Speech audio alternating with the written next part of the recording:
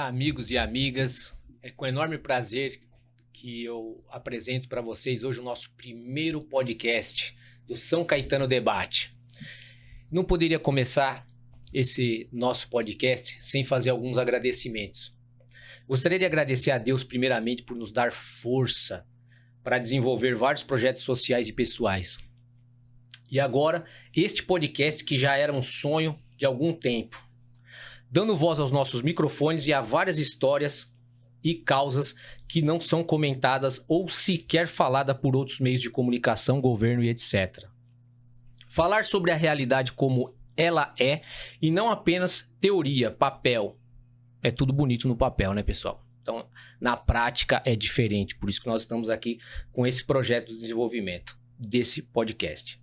Agradecer também minha mãe, Maria Aparecida Camargo, que trabalha na EMEI José Ferrari, que nos deu esse apoio para a gente fazer esse podcast. Meu pai, Maír Raimundo Camargo, que são a base de tudo hoje para que fosse possível acontecer essas coisas na nossa vida. E também me deram atenção, amor e carinho. E me ensinaram sempre a ser uma pessoa honesta, ajudando sempre ao próximo e correndo atrás dos nossos objetivos. Então, com enorme prazer e alegria que a gente dá início a esse primeiro nosso podcast, né, Renata? Agradecer também, não podia esquecer a minha esposa, Ângela Camargo, que está sempre do meu lado aí para tudo que é preciso, até as minhas absurdos, ela está lá com a gente aí sempre me apoiando.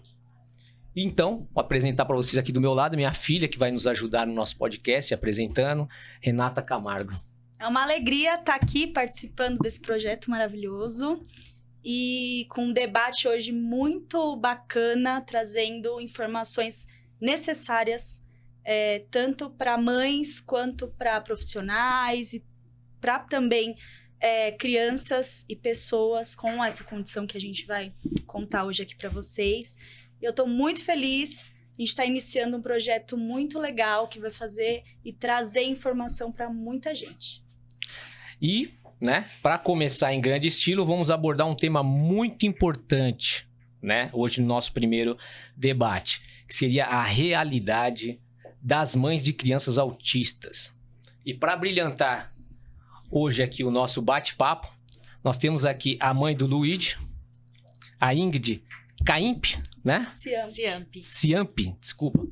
E a mãe dos irmãos Christoph, de 9 anos, e Eric, de 6 anos, Tabata Pinheiros. Sejam bem-vindas, né? Obrigada. Obrigado por ter essa oportunidade de contar um pouquinho da vida de vocês pra gente. Imagina. Mas antes a Renata tem um agradecimento para fazer aí. Dos nossos patrocinadores, o Grupo Alpina Claro é presente aqui, Grupo Cerealista Brasil, que está nos oferecendo aqui uns petiscos maravilhosos. Então, se vocês entrarem lá no site, vocês vão amar. E a Alpina Beauty, que também vai acompanhar a gente aqui e está patrocinando todo esse podcast. Lembrando que os links vão estar embaixo aqui nas descrições para vocês acompanharem aí os nossos patrocinadores. Vamos lá, muito obrigado mais uma vez pela presença de vocês no nosso bate-papo. E eu gostaria de começar aqui com uma pergunta antes para saber como vocês eram antes de ter as crianças, os filhos autistas. Como é que era a vida de vocês? Então, primeiramente, olá a todos. Meu nome é Ingrid. Antes do diagnóstico do Luigi, eu sou formada em jornalismo, né? Uhum. E eu trabalhava em banco, né? Eu era tesoureira de banco. Mas, após o diagnóstico, né, eu tive que meio que aposentar essa carreira profissional que eu tinha, né? E agora eu me dedico 100% ao Luigi, né? E após o diagnóstico, também eu tive, assim, várias questões emocionais, né? Engordei cerca aí de 20 quilos, né? Foi bem difícil no início para controlar todas as emoções, né? Quando você ficou sabendo? Assim que eu fiquei sabendo, né? Eu descontava toda a minha emoção na comida, né? Uhum. E só que aí, hoje em dia, a gente já vai aprendendo a lidar com esse cotidiano, né? Uhum. Em nossas vidas, né? E você, Tabata, como é que foi? Como é que era antes, né?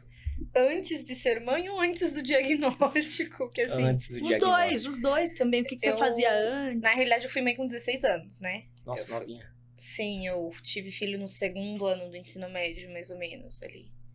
E aí a gente foi levando. O Christopher, ele foi laudado recentemente, ali durante a época da pandemia, porque ele tinha uma dificuldade de aprendizado. O irmão dele não. O irmão dele foi laudado ainda bebê, com 1 ano e 8 meses. Porque o meu filho era bem complicado, né? Ele não falava, ele não socializava. Então foi... Eu era uma pessoa mais tranquila, assim, né? Hoje em dia eu já sou mais ansiosa, me acompanho, tudo. Antes eu tinha mais controle. Hoje em dia, quando eu vejo que eu tô mais ansiosa, eu como mais. Exatamente. No começo eu engordei bastante, assim. Depois eu perdi muito peso de uma vez. Foi uma coisa meio 880. E o que fizeram vocês perceberem algo diferente? Quais foram os sinais que vocês começaram a ver nas crianças que levaram a vocês a procurar um profissional para ver o que estava acontecendo de diferente, que não era igual às outras crianças? O que foi que despertou isso para vocês procurarem ajuda? Então, no meu caso, o Luigi, ele desde bebê, ele sempre teve muito problema com distúrbio do sono. Então, ele não dormia bem durante o dia, ele não dormia bem à noite, mas não assim de trocar a noite pelo dia, de não dormir mesmo. Então, a gente achava que era cólica, alguma dorzinha, em 3 meses vai passar isso. Isso não passou, né? Ele não se adaptava a nenhum tipo de leite. Então, foram mais ou menos umas 9 fórmulas para a gente acertar um leite com ele. Cheguei aí em mais de 6 pediatras para a gente conseguir acertar também isso. Então, assim, foi bem difícil no início, né? Porque ele tinha as questões do distúrbio do sono, da parte de alimentação. E quando ele tinha, por volta de 1 ano e 5 meses, ele teve perda de habilidade. Então, com 1 aninho, mais ou menos, eu lembro como se fosse hoje. No aniversário dele, ele dava tchau, ele mandava beijo, ele falava mamãe, ele falava papai. Ele falava bastante palavrinhas, assim, equivalente à idade dele. Certo. Com 1 ano e 5, ele teve uma perda, assim, da noite pro dia, ele parou de falar e fazer várias ações. Então, ele parou de falar tudo, ele parou de mandar beijo, ele parou de fazer tchau, parou de fazer tudo, exatamente.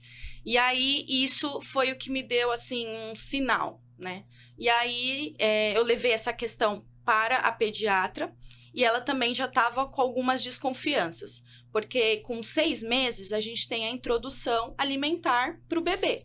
E a gente chegou a ficar 2 meses somente com uma fruta para ele conseguir comer aquela fruta. E ele não evoluía na mastigação. Até hoje, ele está com 4 anos e meio, ele só come alimentos mais para o pastoso e para o líquido, né?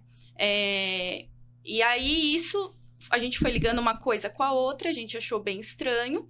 E aí, ela me indicou para uma fono.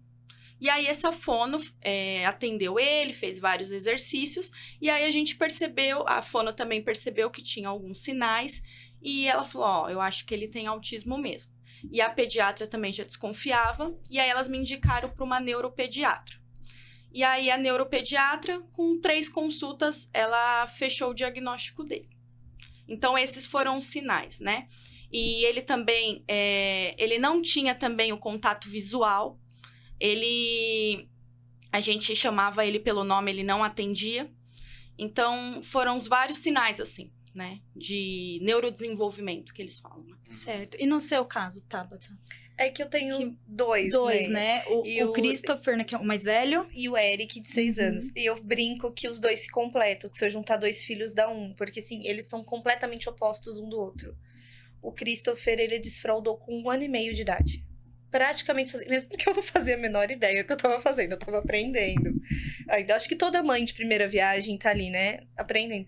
E ele desfraldou extremamente rápido, com 2 anos ele já falava. Sim, eu falo que ele me fez mãe e o Eric me fez mulher. Porque o Eric, eu fiz alguns cursos e fui começar a trabalhar quando ele tinha 8 meses. E ele começou a dar muito trabalho, ele chorava muito, ele não queria sair de casa. E aí a gente tirou ele da creche, eu voltei pra casa.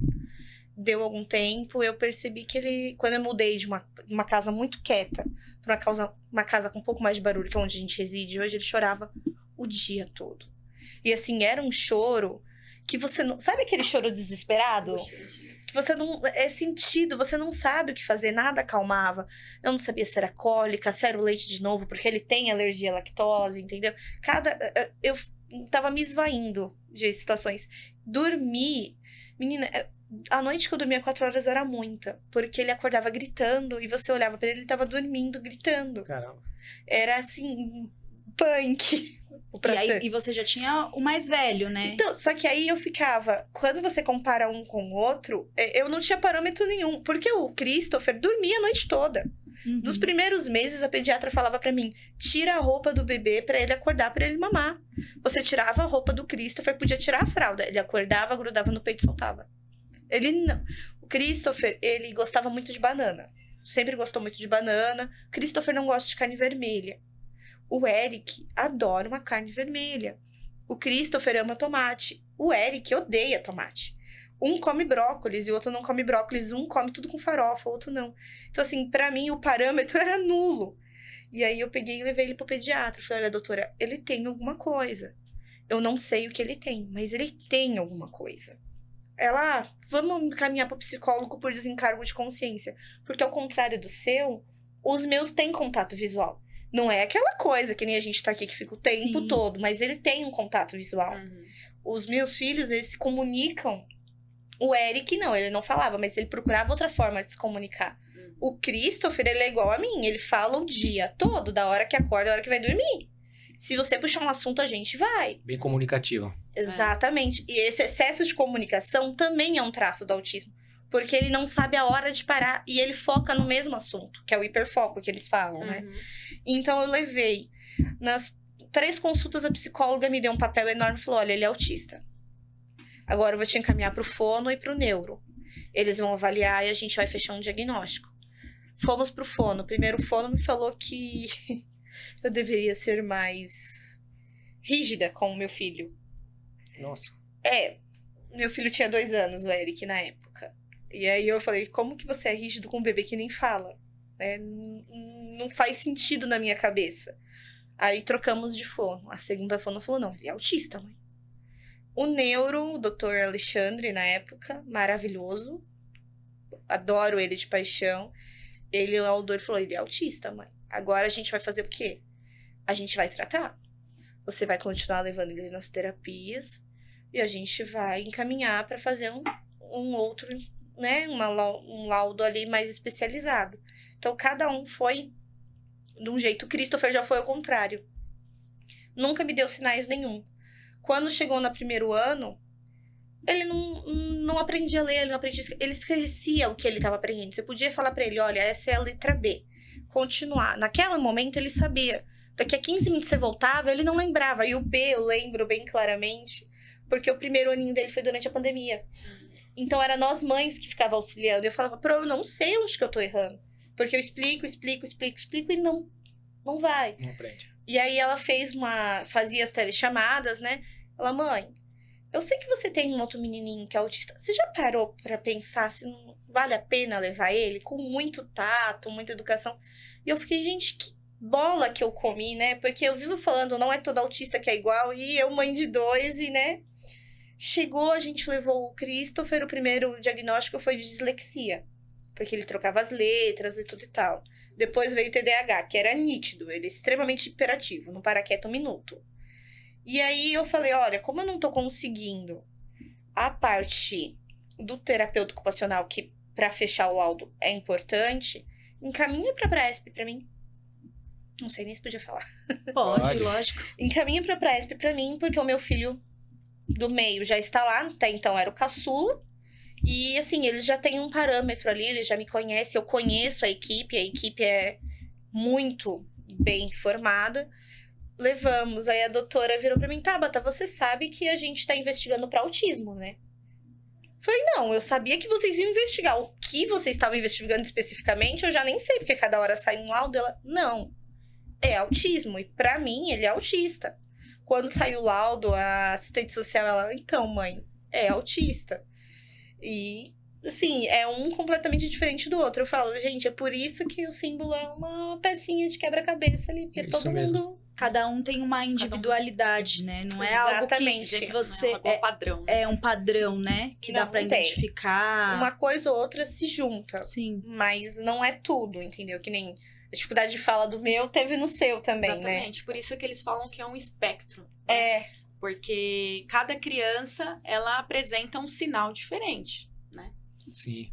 Agora eu tenho uma pergunta legal que veio de uma mãe também e ela pediu para que fizesse aqui no nosso programa a respeito do preconceito. Vocês sofreram algum preconceito? Como é que é essa parte? O que vocês sentiram? Então, com a gente, eu já sofri preconceito, né? Em vários ambientes diferentes também, que às vezes a gente acha que vai ser somente na escola ou em ambientes, né? Como shopping, né? Não, já sofri em vários, né? Vou dar um exemplo aqui para vocês. Na escola que o Luigi estuda, né? Teve uma vez que teve um aniversário de um coleguinha dele, né? E nesse aniversário, quase todas as crianças foram convidadas, né? E só não foi chamado o Luigi, que tem o autismo, e uma outra amiguinha dele também, da mesma sala, que ela também tem uma outra deficiência. Nossa. E aí a professora chegou até a chamar a atenção da mãe desse coleguinha, né? E conversou também com o aluno, o aniversariante, né? Porque ela acabou percebendo que isso foi um preconceito. Foi um erro da própria escola, né? Ter É. deixado acontecer isso, né? Exatamente. E eu fiquei bem arrasada, assim, porque teve uma reunião em seguida a essa festinha, né? E aí, nessa reunião, a mãe chegou pra mim e falou: Nossa, o Luigi, ele é muito amigo do meu filho. Ele é o melhor amigo do meu filho. Muito. E aí eu pensei, Você vê, né? nossa, ele é tão amigo e você não chamou ele, né? Então, isso foi um dos preconceitos que ele sofreu, né? A gente também. E a gente, como mãe, eu acho que, isso acaba com a gente, né?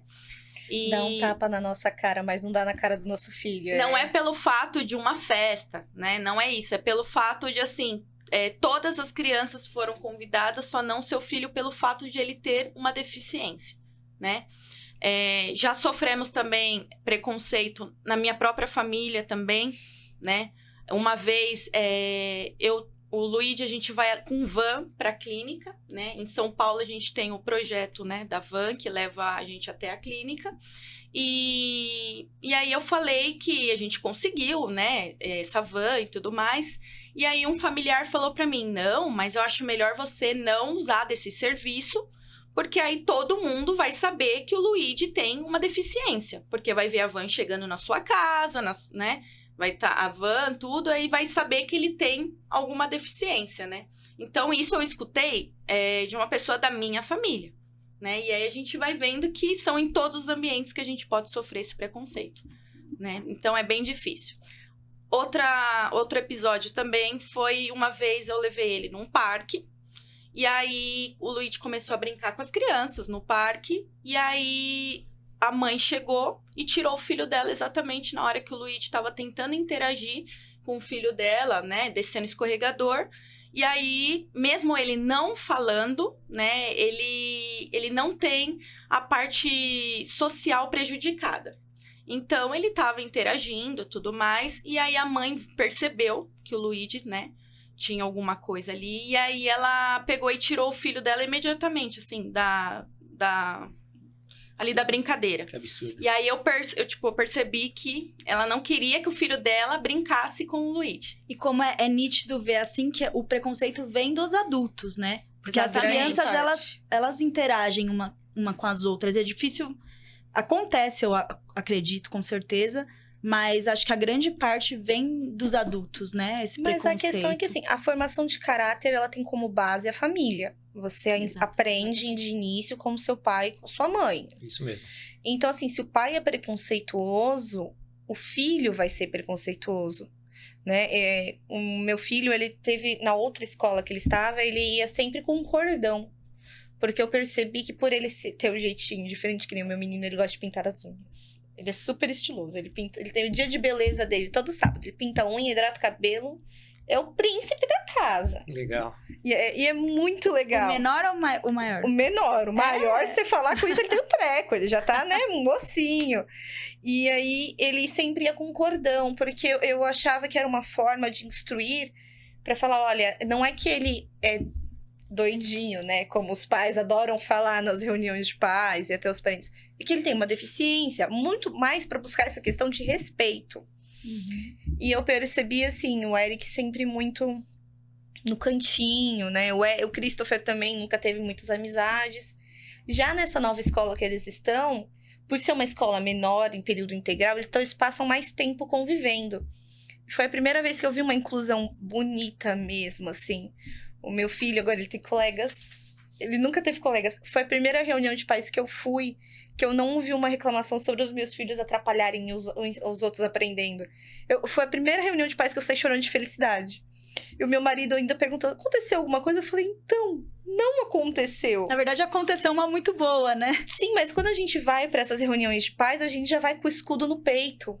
Porque Sim. a gente já sabe que a gente vai escutar a mesma coisa. Mas eu escutei que meus filhos são educados. Mesmo o Eric falando extremamente enrolado, eles são educados, o Christopher é educado, o Christopher é esforçado. Porque eu ensino para eles é que não importa se vai ser vai ser uma nota 6 ou um 10.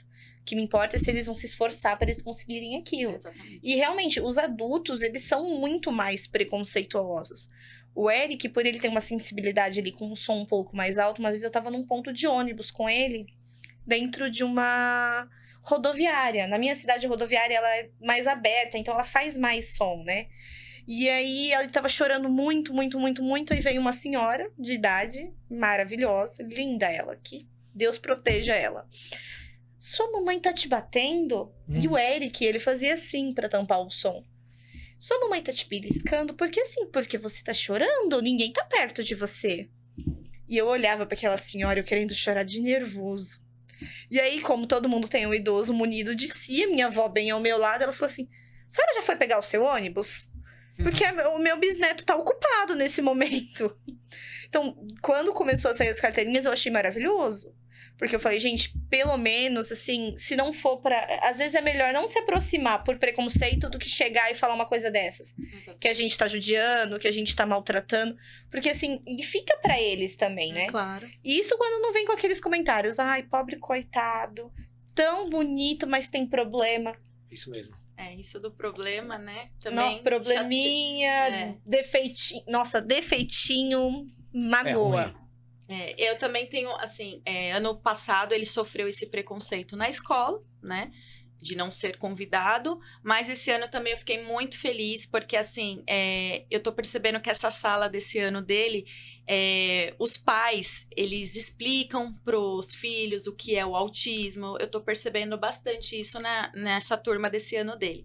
E aí, esse ano, a mãe de uma das crianças virou e falou assim, filho, você vai fazer uma lista de quem você quer se chamar pro seu aniversário, né? E aí, a primeira criança que ele chamou foi o Luigi. Ele colocou na Nossa, lista que incrível. o Luigi. Que legal, hein? E eu achei muito bacana, assim, né? Porque ano passado, né, teve esse preconceito, mas esse ano, assim, foi totalmente diferente, Pra né? gente ver como que o pai faz a diferença, né? Na criança ali. Exatamente. Foi o que você disse, né? O caráter, né? Isso. Exatamente. Da- A mãe falou, ó, você vai escolher a sua lista de quem você vai chamar. Ela não quis influenciar a criança, né? Eu achei isso muito bacana. Bem legal mesmo. Renata, tem alguma pergunta? Qual o conselho, assim, que vocês dariam para uma mãe que tá descobrindo um diagnóstico desse agora? Não tenha medo. Exatamente. Não tenha medo. Porque, assim, não tocando em Deus nem nada, mas, assim, se a gente recebe, eu acho que a gente consegue. E eles têm muito mais a nos ensinar do que nos dar.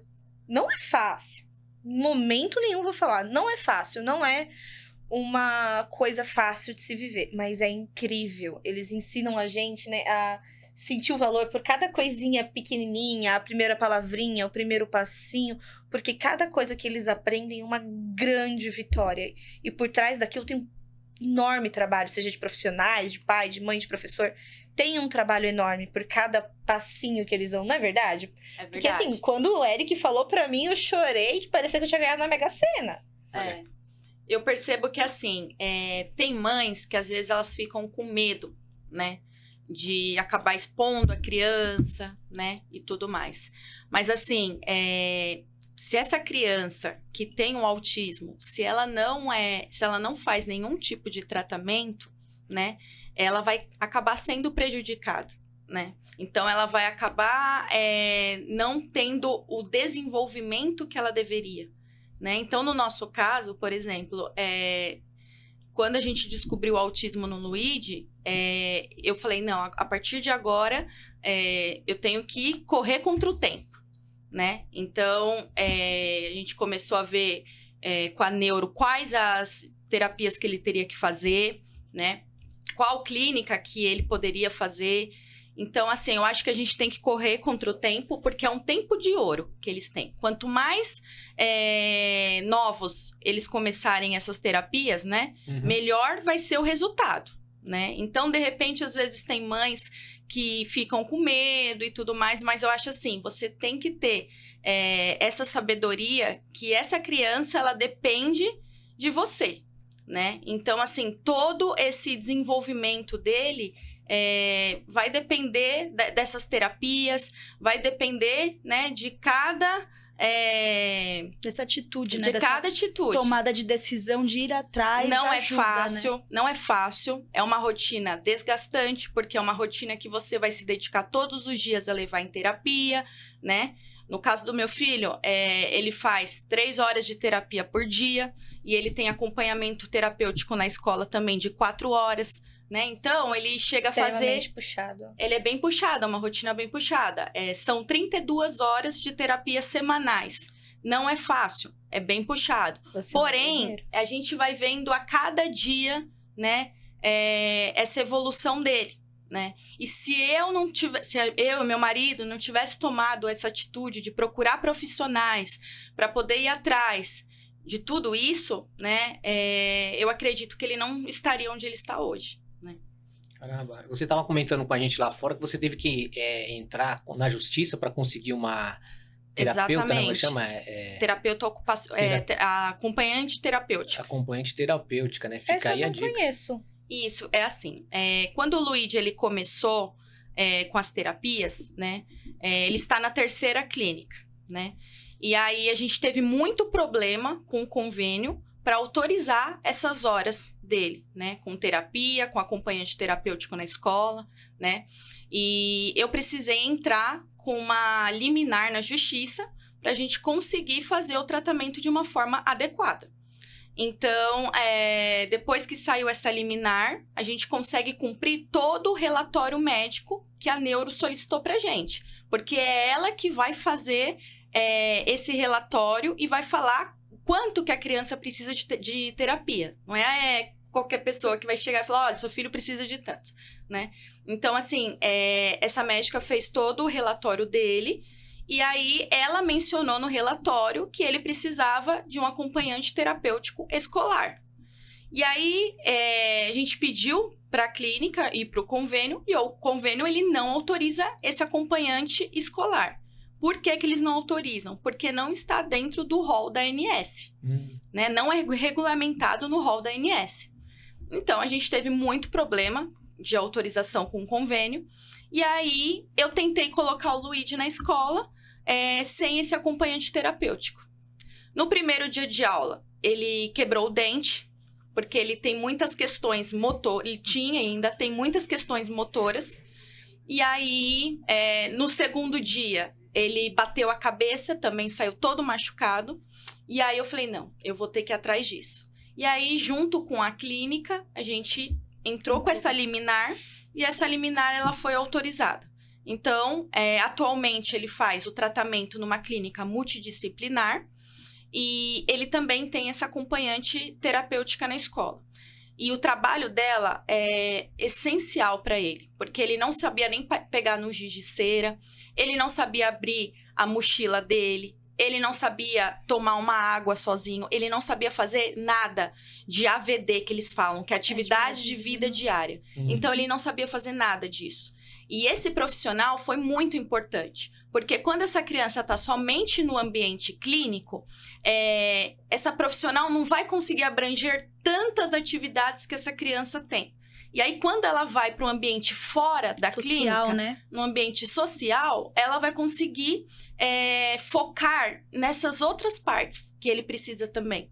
Então, assim, o Luigi, ele evoluiu muito com essa acompanhante, né? Mas só para quem tá nos assistindo entender. Ele tem a professora, e além de a professora, ele tem uma outra acompanhante que fica com ele direto durante a aula? Isso, ele tem a professora. Na escola dele não tem auxiliar de classe, a escola não fornece.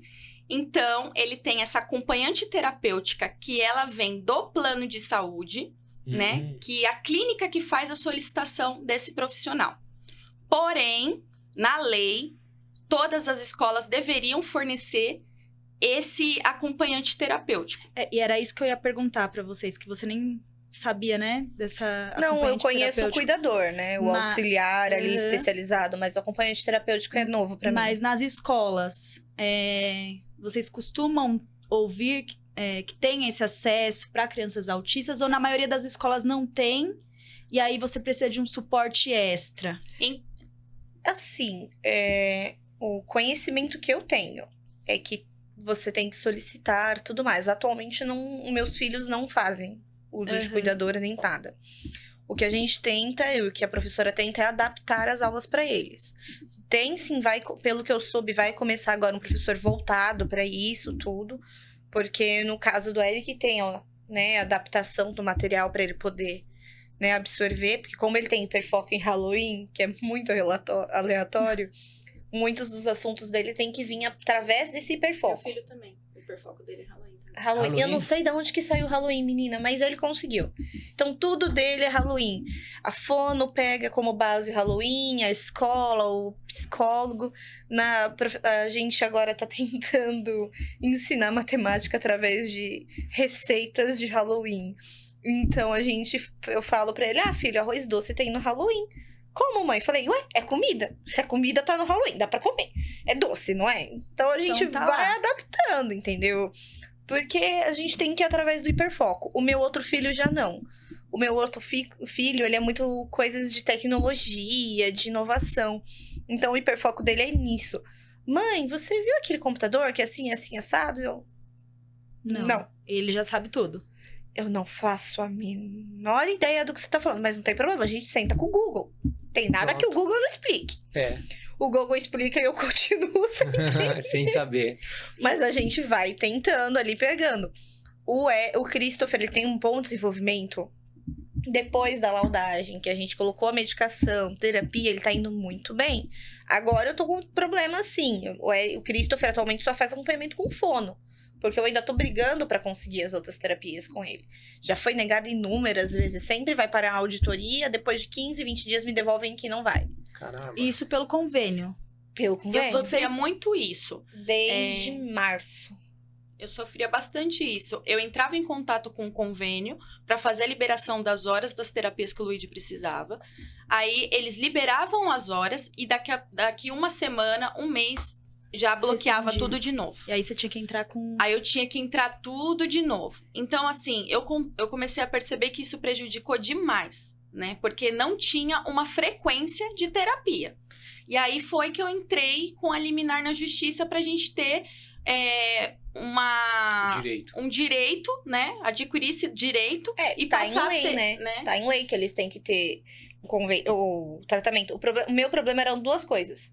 Primeiro, o convênio autorizava a clínica, aí chegava lá, a clínica não autorizava a terapia em si, porque o convênio não cobria aquela terapia.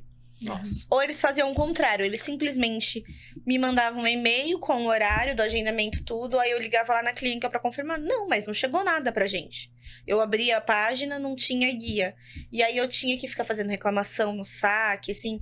Foi extremamente frustrante. Né? É esse que é o desgaste da mãe. Desgastante. A nossa luta pelo o mínimo. Essa luta diária, né? Pelos nossos direitos, Isso que é pelo convênio. Vocês procuraram alguma ação do governo que seria gratuita para as crianças? Sim, mas assim, eu tenho consciência de que a fila de espera é grande.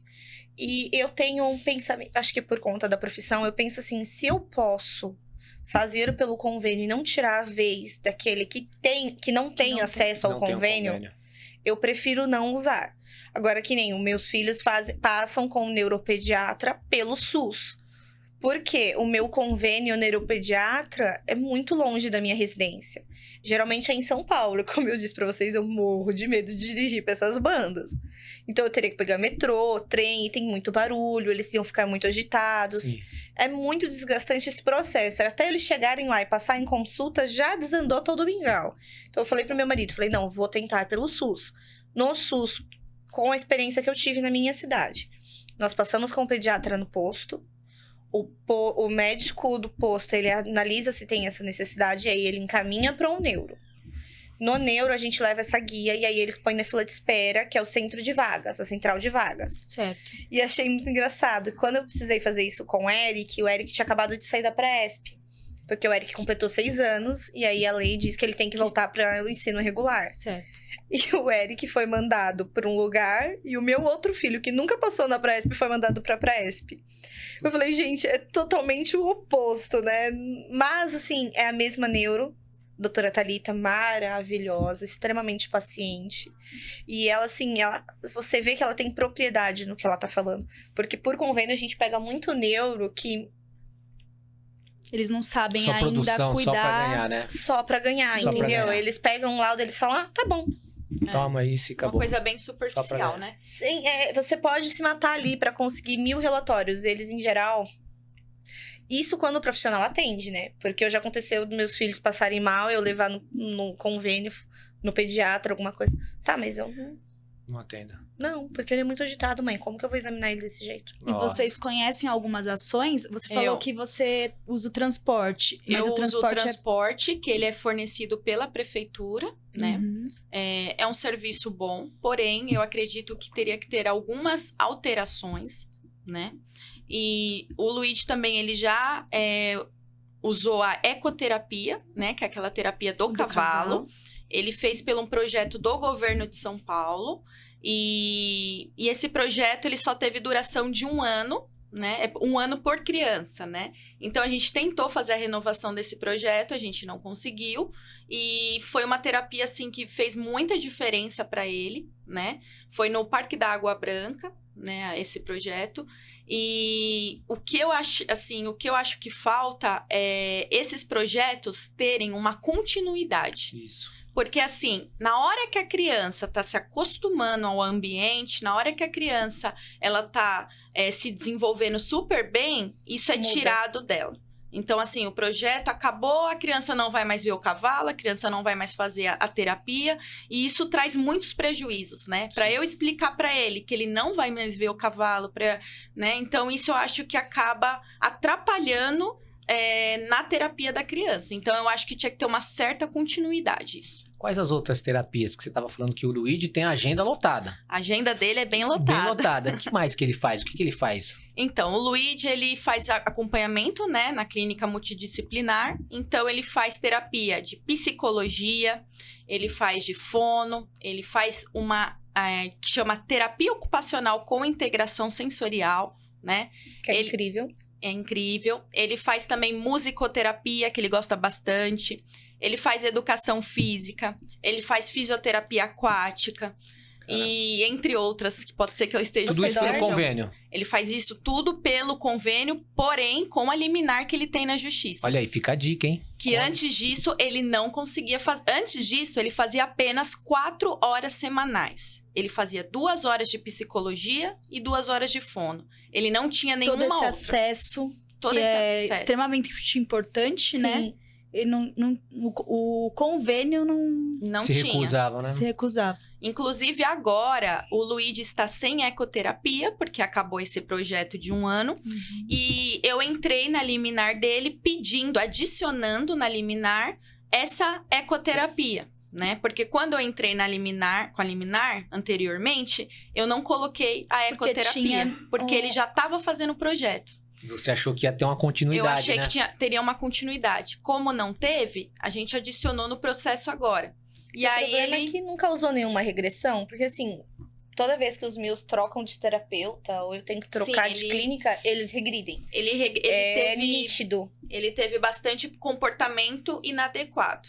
né? Ele sentiu. Ele sentiu bastante. O Luigi, quando ele tem alguma mudança na rotina, qualquer alteração, ele demonstra através do comportamento inadequado. Então, através disso vem a fuga de demanda, que é não querer fazer as atividades que o terapeuta propõe para ele.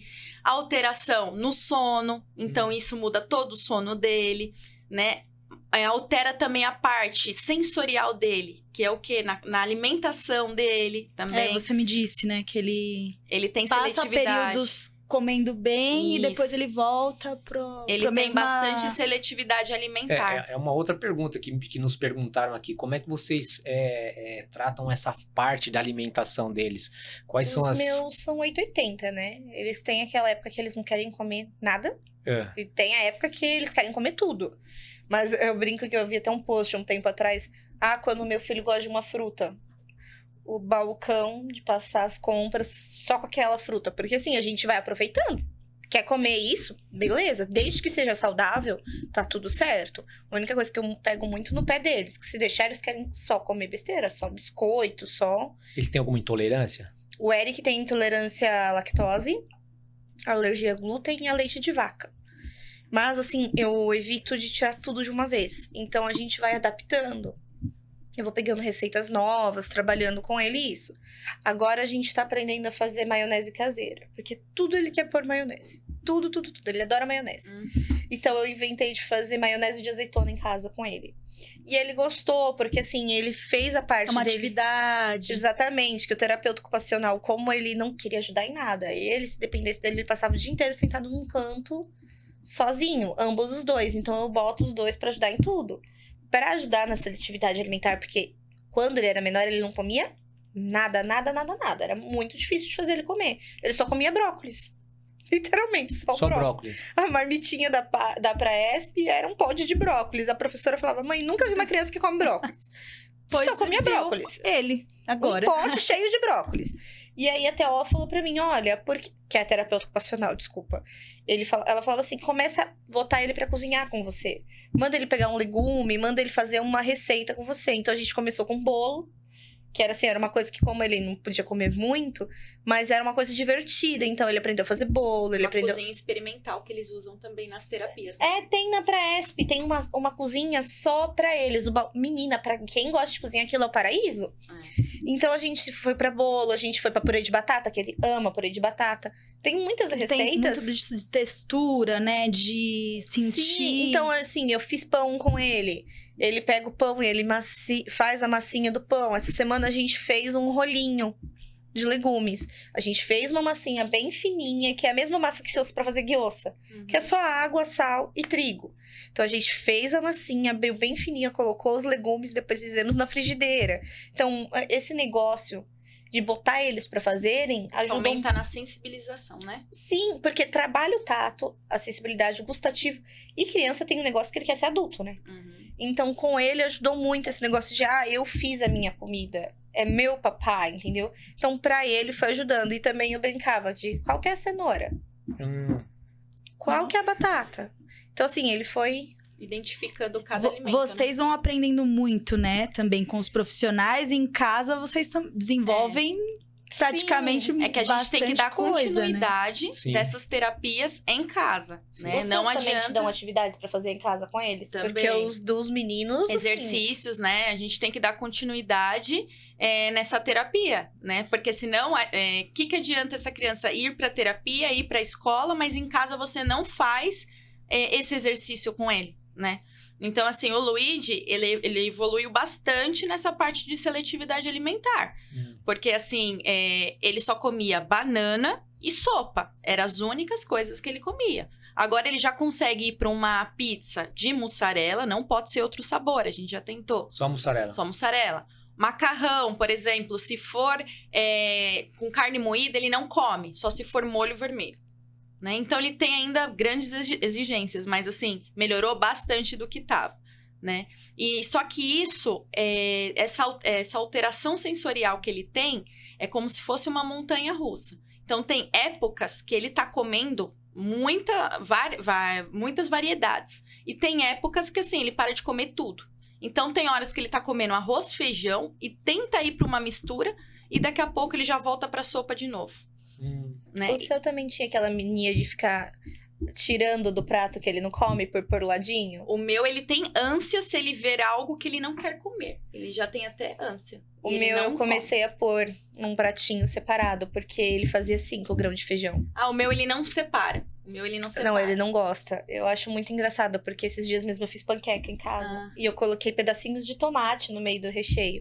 E eu nem lembrei que ele não... Sabe que você só tá cozinhando no automático? Porque, tipo, olha, janta rápida, bora que eu quero dormir. Daqui a pouco ele veio, olha, mamãe, comi tudo. Ele abriu a panqueca, ele teve a capacidade dele abrir a panqueca, tirar todos os pedaços de tomate, fechar e comer. O meu, Caramba. como ele tem essa parte sensorial, ele não quer nem tocar no alimento. Então, quando ele vê que um alimento não é do agrado dele, ele nem toca.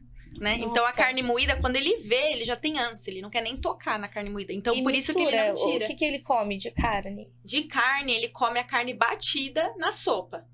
Né? Então, a proteína dele, o frango, a carne, é tudo batido na sopa. Agora, comer um bife, comer uma carne em pedaço, nunca aconteceu. Aproveitar aqui esse assunto de alimentação e deixar aqui gravado aqui que o nosso amigo do Grupo Cerealista, Tá aqui, ó. Tá a gente aqui, ó. tá beliscando nós aqui estamos as beliscando coisas. aqui, eles bom. oferecem produtos 100% natural e puro. No caso do autista, eles têm produtos especializados. Que legal. Zero glúten, zero lactose, livre de corantes, aromatizantes, conservantes e gordura trans. Isso mesmo, Grupo Cerealista Brasil. Tá aí online, dá pra o Brasil todo pedir e Isso. comprar. Vou deixar também o link deles aqui também. E fazer boas escolhas garante o bem-estar e a qualidade de vida. Vamos para a próxima pergunta agora. Posso perguntar? Pergunta. Nós já estamos quase chegando no final do nosso podcast aí. Tá pertinho. Eu queria saber, com toda essa história de vocês, o que vocês esperam? O que vocês sonham? Quais são as expectativas de vocês para os filhos de vocês no futuro? Né? Quando eles estiverem adolescentes, quando eles forem adultos. Então, a minha expectativa é que o Luigi, ele alcance a independência dele, né? Isso é muito importante para mim, né? Ele poder comer sozinho, ele poder se vestir sozinho, todas essas atividades de vida diária, né? E que ele consiga se comunicar, né? Meu sonho é ver ele conversando, dialogando com as pessoas, interagindo bem, né? E para ele conseguir ter um trabalho futuramente, para ele conseguir estudar, ser independente, né? Porque isso é relacionado até mesmo ao grau do autismo, né? Sim. Hoje em dia, o grau dele é de moderado a grave, né? Por quê? Porque ele tem ele tem bastante dependência da gente, né? O grau de suporte dele, a dependência que ele precisa é grande com a gente, né? Ele ainda usa fralda e tudo mais. Então, assim, o nosso objetivo é que ele evolua cada vez mais, né? E que ele possa fazer tudo sozinho, de forma independente. Eu acho que isso é a minha expectativa hoje em dia, né? Legal. E você, Tabata? Fora tudo isso, né? Não sei, eu acho que eles estando bem, com saúde, todo o resto eu acho que eu consigo levar. Eu só quero eles saudáveis, assim, felizes, né? O Eric, eu não sei se um dia ele vai sair de casa, ou se um dia, né? Eu espero sim, um dia ver ele seguindo a vida dele como um adulto comum, né? O Christopher, eu acho que vai ser o menino do mundo, assim. Ele quase não me dá trabalho nenhum, a defasagem do Christopher é mínima. Mas vamos indo. Aproveitar e pedir para vocês duas. Que mensagem que vocês deixam, positiva, dica, para as mães que estão aí nos assistindo, aquela mãe que ainda tem medo, tem receio de falar sobre o filho, tem vergonha, que dica, que vocês falam para elas? O nosso filho é nossa joia, né? É nosso tudo, nosso tesouro. E essas crianças, elas são o nosso orgulho. Quando olhar para eles, não vê só a deficiência, vê o que mais ela te deu. A deficiência me deu filhos, assim, extremamente carinhosos. Até demais, até. Mas eles são extremamente carinhosos e amorosos. A parte do luto é importante. Mas a gente tem de ter o luto enquanto luta. Você pode, sim, estar ali aceitando, naquele processo de aceitação da deficiência do seu filho, mas não deixar de apoiar ele. É a mesma coisa que quando você tem um filho adulto e não concorda com as escolhas de vida dele. Você não precisa concordar, mas você tem de apoiar. Sim. Porque nós somos pais, a gente tá ali para ser o primeiro apoio, o primeiro degrau deles. Eu acho que é isso. E, essencialmente, se você sentir que tá no seu limite, procure ajuda. Seja um amigo para conversar, um terapeuta, procure ajuda. Essa é a parte mais essencial. Porque o nosso psicológico é a primeira coisa que se abala. A primeira coisa que a gente pensa é, eu vou dar conta disso? Eu vou suportar isso? E na maioria das vezes, eu não tenho vergonha nenhuma de falar que eu faço acompanhamento. Eu faço terapia, eu me trato com um psiquiatra, eu tomo uma medicação para me ajudar. Porque eu sei o quanto... E olha que eu não tenho metade da sua rotina. Os meus filhos fazem 7 horas semanais de terapia. Então, assim, não é metade do que você faz, ao menos. Mas, pra mim, é extremamente desgastante. Porque terapia, faculdade, filho, casa, não é só aquilo. Tem todo um conjunto. Então, procure terapia e se ajuda. Porque, graças a Deus, é Setembro Amarelo. Então, assim, a gente tem que lembrar que tudo... A gente sempre tem alguém pra ajudar, né? Eu acho assim, a palavra-chave aí é acreditar. Acredite no seu filho. Porque, às vezes, o diagnóstico, ele não é uma sentença, né? Então, assim, aquela criança, aquele adulto, né? Porque, às vezes, esse diagnóstico é tardio, né? Às vezes, a pessoa é diagnosticada aí com 30 anos, 40 anos, né? Exatamente. Então, eu não vou falar só na parte de criança, mas, assim, acredite nessa pessoa, né? Faça, se for você que vai ter que ir atrás de terapia, ou se for a própria pessoa, o adulto, faça uma terapia, né? Porque isso é muito importante para o desenvolvimento da pessoa, né? Para o psicológico dessa pessoa, né? Porque sem terapia, sem um acompanhamento psicológico, um tratamento multidisciplinar, isso se torna muito mais difícil, né? Sem essa base, né? E eu acho que a família também precisa desse tratamento psicológico também, porque não é uma rotina fácil. Mas eu acho assim, você lutando por isso, você tendo essa luta diária, você vai ganhando muitas coisas, né? A gente aprende muito, a gente passa a conhecer mais a criança. E tem coisas, às vezes, que a gente nem sabe que aquela criança tem o potencial de fazer e ela faz, né? Então, assim, às vezes o Luigi, essa semana mesmo, eu não sabia que ele já sabia todas as letras do alfabeto, e ele já sabe. E aí, ele foi escrever na lousa pra mim, tipo, eu nem sabia que ele, né, já tinha todo esse conhecimento, né? Então, assim, acredite no seu filho. Às vezes a gente acha, ele é autista, ele não vai conseguir fazer isso, aquilo. Não, acredite nele, né? Eu acho que isso é o principal.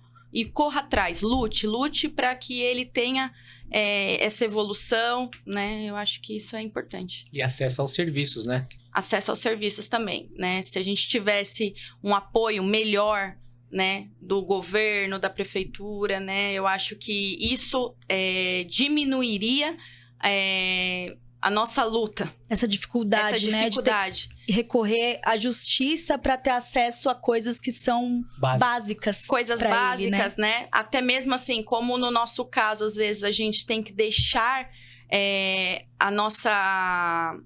a gente tem que deixar de trabalhar, né, para cuidar dessa criança, e a gente não tem nenhum apoio financeiro, nenhum apoio de terapia para os pais também. Então, eu acho que isso tem que ser bem pensado, né? Legal. Renata, nós vamos ter que finalizar o nosso podcast, infelizmente. Primeiro, olha só que com duas maravilhosas, duas mães incríveis. Obrigada. Bate-papo maravilhoso. Tem tema, tem assunto para um próximo. Também quero agradecer vocês duas. Imagina. Pela história, por compartilhar tudo que vocês contaram pra gente. Tenho certeza que vai ser válido para inúmeras mães, né, que estão aí na mesma luta que vocês. Algumas que nem conhecem, né, tanto, não sabem Sim. tanto e vão se encorajar hoje para isso. E eu gostaria aqui, antes de finalizar também, mandar um abraço aí para Rafaele, do Instituto Amor Sem Medida, tá? Eles vão fazer um evento bem legal no domingo, na Avenida Presidente Kennedy, na rua que eles fecham, a rua de lazer. Eles vão fazer um evento chamado Inclusão e Ação. O horário vai ser das 9 às 13 horas e vai ter vários eventos, Nossa, que legal. para as mães, para os filhos. Então é bem legal. A gente está falando sobre inclusão. Fica aqui o meu convite aí a todo mundo ir lá prestigiar esse evento aí, bacana. Uhum. Também mandar um abraço aqui para a Cris, da Clínica Secato, Instituto de Movimento, que está nos ajudando aí a achar uma escola de balé para Thalita. Acho que quem está nos acompanhando aí está vendo na luta que a gente está aí, também por falta de inclusão e preconceito que ela deixou aí a escola. Ela foi praticamente expulsa da escola quando a professora soube do diagnóstico dela. Nossa. Então, e a gente está nessa luta aí para conseguir a escola de balé para ela, que é o sonho dessa menina. Então, a Cris está nos ajudando aí a conseguir, e a Cris Martins também, são duas Cris, né? A Cris Martins também é bem bacana, deixar um abraço para ela. Ela tem um filho que é campeão de kart. Nossa, que legal. incrível. E ele é autista. Campeão de kart, ele era autista. Mas tem jogadores de futebol também bem famosos que são O autistas. Messi, né? É. Tá aí o Messi, exemplo Tanto dele. que recentemente viralizou. Você viu a pizza do Messi? Puro tomate. Era pizza, um pouco de mussarela e muito tomate. Mas muito tomate mesmo. Falei, gente, o autista é isso. A gente não tem que entender. Rotular, Sim, né? é O isso autista mesmo. ele não tem que ser rotulado, né? Mas Porque ele não vai ser isso- aquele padrão que a sociedade tá esperando, né? Ninguém precisa ser rotulado, né? Isso que as pessoas precisam É porque entender. assim, ninguém é igual ao outro. Exatamente. Eles têm o jeito deles, né? É isso mesmo. E também ela tá aqui, ela sofre também com um problema, porque como você falou do futebol, né? Todo mundo patrocina futebol. E ela tá sofrendo esse problema aí também, porque ela tá sem patrocínio pro menino. Eles que estão bancando. Nossa. Ele tem hiperfoco no kart, ele é muito bom pelo que ela me falou. Até quero ver para convidá-la um dia para ela vir aqui no nosso programa para explicar toda essa trajetória dele, né? Falta o investimento, né? Falta. Mas é o esporte em si, né? Nesse país, se não é futebol... É isso aí. Então, mais uma vez, muito obrigado, Imagina. Obrigada a prazer é vocês. Tabata, pelo esse belíssimo início. Abrimos com chave de ouro o nosso programa. Tá? Muito obrigada. Peço desculpas aí para quem nos assistiu, porque eu tô mais nervoso do que elas. Início, gente. Tem que ser assim, né? A gente fica meio coração. A gente tava Na aqui boca. acelerado, eu estou suando, mas eu garanto para vocês que no próximo eu vou estar um pouquinho mais solto. Imagina. Mais solto. Já já a gente vai colocar aí também o tema do nosso próximo... Isso, Caetano já vai Debate. puxar um assunto já que falou do esporte. Aí a gente vai entrar um pouquinho nessa E também da área falta de aí. inclusão, né? Exatamente, de inclusão também, continuando com essa abordagem. Isso, e vamos para finalizar agradecer os nossos patrocinadores, porque sem vocês nós não somos nada. Alpina Veículos, Alpina Built e o Grupo Cerealista Brasil do meu amigo Haroldo. Um abraço, ele tá nos assistindo aqui, ó. As meninas comeram, a gente ficou bem, hein? Podcast Haroldo. todo. Tá aprovado. Cerealista Brasil, próximo evento aí, a gente quer vocês aqui também nos patrocinando. Obrigado, Gente, pessoal. mais uma vez, muito obrigada. Obrigada. E até é mais, isso. até o próximo.